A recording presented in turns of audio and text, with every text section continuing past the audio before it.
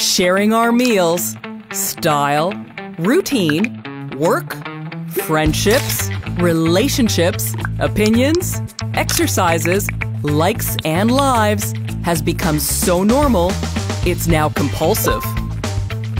We joke that if you didn't post it, it didn't happen. But what if one day you went to post your beautiful meal on Instagram and you can't find the app anywhere? There's also no YouTube, Facebook, Twitter, TikTok, or Pinterest. This can't be happening. Social media has disappeared. I really wish you clicked those. Would there be chaos? And how would communication change? How would your brain change? This is What If. And here's what would happen if social media stopped working. You would be understandably upset. Social media is a huge part of everyday life. With those 16 to 24 years of age, spending 3 hours a day, on average, using social media. At this rate, if we live to a ripe old age, we'll end up spending 7 years of our entire lives on social media. And it's an amount expected to rise with younger generations. It would be a rough wake-up call to lose connections and friends that were solely based on a social media app like Instagram. You'd immediately feel disconnected, uninformed, and lost. Your brain would also be going through some major withdrawal symptoms. Using social media releases dopamine through the ventral tegmental area of the brain, or VTA. It's the same neurotransmitter that releases those good feelings when you win the lottery, have sex, or eat junk food. It makes us feel oh so wonderful, at least momentarily, and the continuous craving keeps us coming back for more.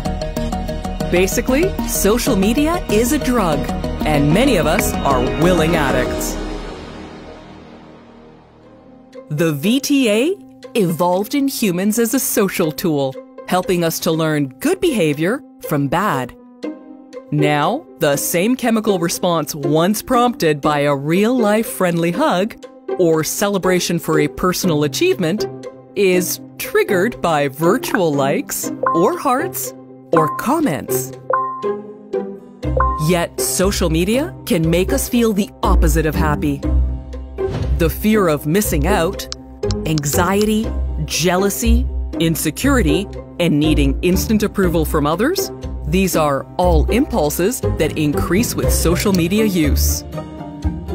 So while your brain is going through a withdrawal, you'll also be discovering what it feels like not to have to be connected all the time, which could be pretty refreshing. Just remember, we did survive without social media for millennia. One of the first platforms, Friendster, came online in 2002, followed 2 years later by Facebook. It wasn't until 2005 that YouTube changed our world. Nope! Subscribe! You still have email and Google, so not all is lost. Texting and calling exist, so staying in contact with close friends and family just requires a little more effort. You might begin reading magazines again. Something needs to fill that void where influencers' opinions used to be.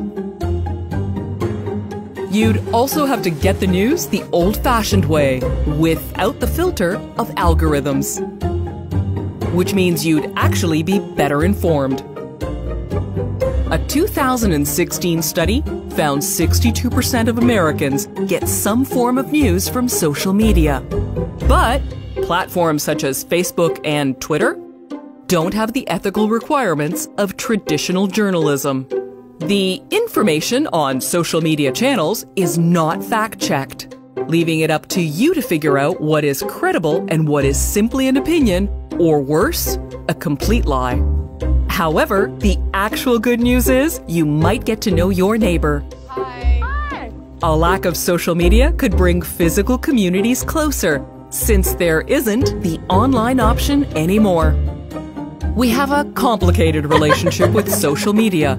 It has the potential to be both highly positive and very negative.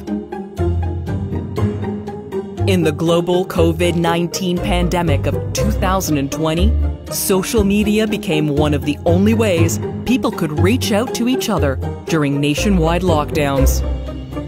It brought comfort, connection, and entertainment during a difficult time. But at the same time, it also spread misinformation about the virus. Social media is not disappearing anytime soon. But it would be worthwhile for your mental health to consider how much time you spend on social platforms. Then make a plan to spend less. There's probably even an app for that. Now you have more time and attention to visit your friends and family in person. Go for a walk. Say hi to your neighbor. Live your real life rather than posting a fake one.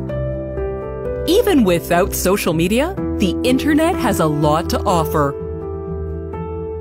If that went away, well, we'd be in a much different situation. But that's a story for another What If.